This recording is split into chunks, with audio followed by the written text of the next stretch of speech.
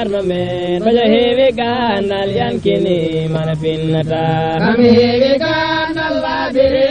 ɗum fita kam walide munje ɗum tan andira kam heewi gandal nunɗungal baja yankini kam jalbe yeeso no ñippi ɗum kono ɓamtata kam ɓamde sawde haalawa tunarata kam ɓuuɓe yaadu moteje yaadu o lerata kam suusi gonga e tentewa tuna re'nita kam laaɓiri de golle golle ɗe hollita kam wayde soɗore haajo watunannoya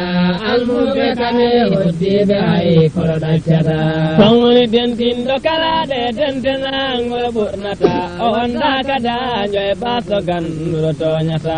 almuɓe kame hoddiɓe ɗum kam accata kala julɗo nangire allah nanguɗo woppata sayidu namno ombeteɓe majjata de tenteno de poti hewde haajo haɓata soko ñalloyoɓe ɗe ɓesmoyamata cuuɗi to aɓe yewdi kame tarwoɓe ɗum kam tardata soko dawtoyoɓe ɗe gandoya amata galle to otoje koɗi nawtoje yimɓeɗi lelata almuɓe ɓe koɓe jangoɓe farde sunna fo qur'ana kame hadiseje ɗum woni famo